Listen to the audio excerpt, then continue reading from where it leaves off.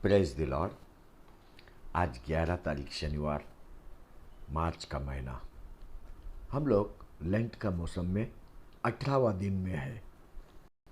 अगर तू क्रिस्ती है, इसका मतलब है तू अब्राहम का बीज है, तू अब्राहम का वारिस है। ये परमेश्वर का वाचा है, ये परमेश्वर का वाचा है। Hallelujah, hallelujah, hallelujah. आज अपन अय्यूब का किताब का सारांश को पढ़ाई करेगा। बाइबल में अय्यूब का किताब सबसे पुराना किताब है।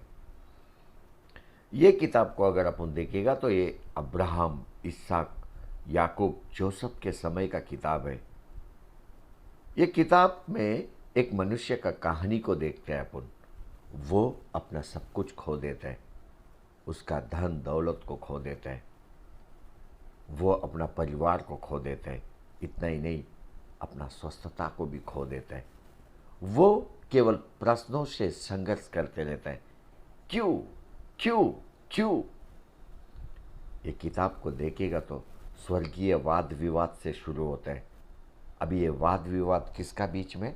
परमेश्वर और शैतान के बीच में। और पृथ्वी के ऊपर भी देखिएगा तो 3 वाद विवाद को अपन देखते हैं। ये वाद विवाद किसके बीच में? अय्यूब उसके दोस्तों के बीच में। अंत में ये किताब में अपन एक दैविक उपाय को देखते हैं। किस विषय में है ये दैविक उपाय? अय्यूब के समस्या के विषय में। अय्यूब परमेश्वर को सर्वशक्तिमान स्वीकार करता है, वो भी अपने जीवन में, और 2 गुना आशीर्वाद परमेश्वर से प्राप्त करता है।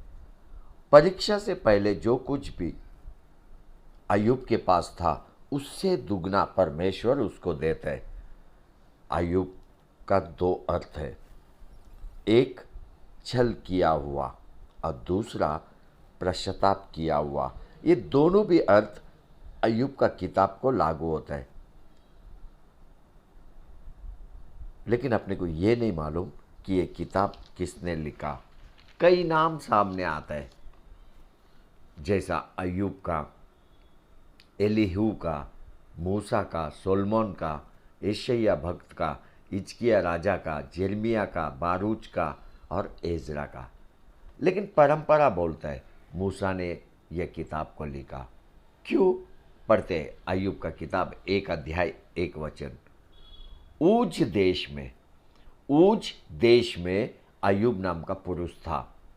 वह खरा और सीधा और परमेश्वर का भय मानने वाला और बुराई से परे रहता था। अभी एक किताब में अपन ऊज देश को देखते हैं। अभी ये ऊज देश मिद्यान देश का नज़दीक है। और अपना सबको मालूम है मूसा 40 साल तक मिद्यान देश में था। हो सकता है मूसा को कुछ किताबें मिला होएगा जो अय्यूब ने और एलीहू ने लिखा होएगा, हो सकता है। अभी ये किताब में 42 अध्याय है, 42 चैप्टर्स। अभी इसको 3 भाग में अपन बांट सकते हैं। अध्याय 1 से 2 अय्यूब का दुविधा को देखते हैं अपन। अध्याय 3 से लेके 37 तक अय्यूब का वाद विवाद को देखते हैं। अध्याय 38 से लेके 42 तक अय्यूब का छुटकारा को देखते हैं। ये किताब में अपन अय्यूब का क्रिस्त को भी देखते हैं। अय्यूब का किताब 19 अध्याय 25 से लेके 27 वचन।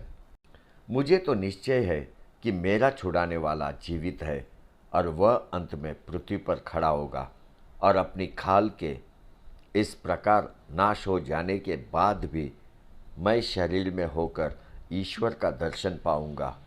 उसका दर्शन मैं आप अपनी आँखों से अपने लिए करूंगा और ना कोई दूसरा।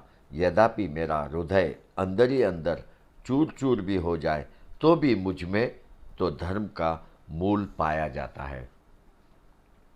अय्यूब ने मध्यस्थ करने वाले को पुकारा, वो रोया, कोई तो उसके जीवन में मध्यस्थ करे। अय्यूब का किताब 25 अध्याय 4 वचन। फिर मनुष्य ईश्वर की दृष्टि में धर्मी क्यों कर ठहर सकता है, और जो स्त्री से उत्पन्न हुआ है वह क्यों कर निर्मल हो सकता है। अय्यूब का किताब 33 अध्याय 23 वचन। यदि उसके लिए कोई बिचवाई स्वर्गदूत मिले जो 1000 में से एक ही हो, जो भावी कहे और जो मनुष्य को बताए कि उसके लिए क्या ठीक है।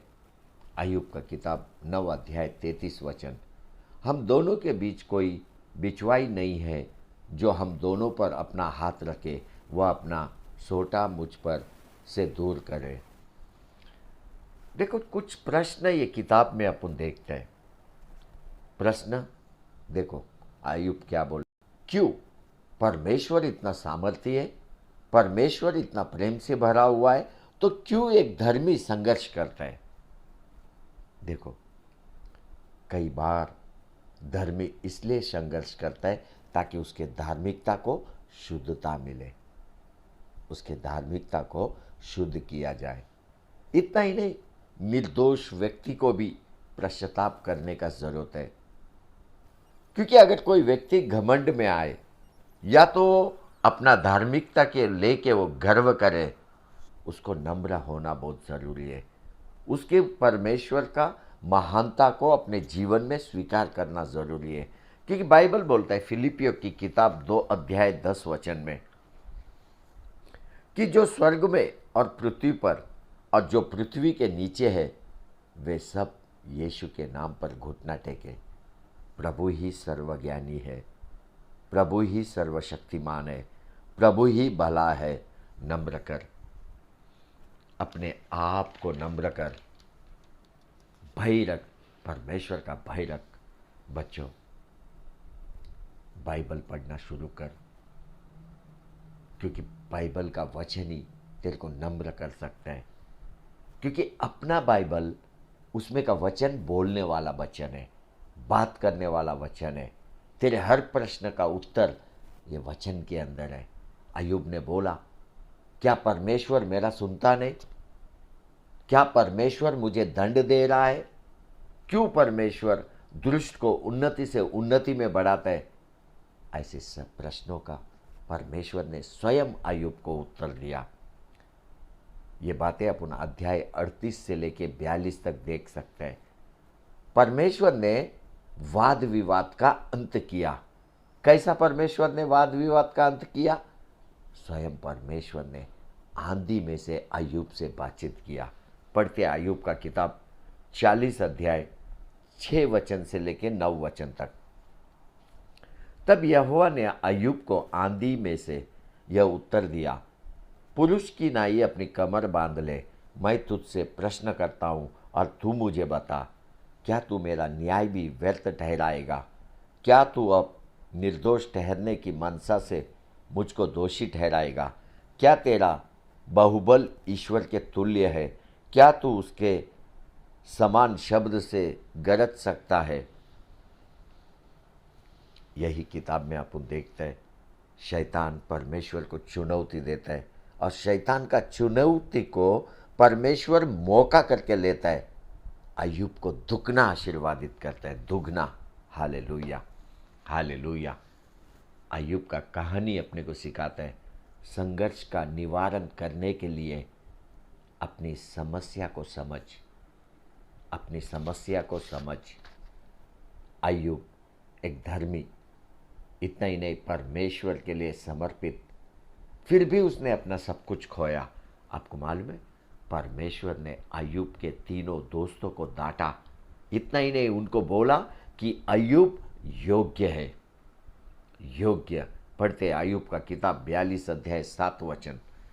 और ऐसा हुआ कि जब यहोवा ये बातें अय्यूब से कह चुका, तब उसने तेमानी एलीपाज से कहा, मेरा क्रोध तेरे और तेरे दोनों मित्रों पर भड़का है, क्योंकि जैसी ठीक बात मेरे दास अय्यूब ने मेरे विषय कही है, वैसी तुम लोगों ने नहीं कही। ये किताब में अपन वाद विवाद को देखते हैं। अगर ये वाद विवाद कोई खत्म कर सकता है, वो है केवल मेरा परमेश्वर, केवल मेरा परमेश्वर, क्योंकि वो दयालु परमेश्वर है। याकूब का किताब 5:11 अपने को बोलता है, देखो हम धीरज वालों को धन्य कहते हैं, तुमने अय्यूब के धीरज के विषय में तो सुना ही है, और प्रभु की ओर से जो उसका प्रतिफल हुआ उसे भी जान लिया है, जिससे प्रभु की अत्यंत करुणा और दया प्रकट होती है। याकूब का किताब 1 अध्याय 12 वचन। धन्य है वह मनुष्य जो परीक्षा में स्थिर रहता है, क्योंकि वह खरा निकलकर जीवन का वह मुकुट पाएगा जिसकी प्रतिज्ञा प्रभु अपने प्रेम करने वालों को दी है। आमीन, आमीन, आमीन।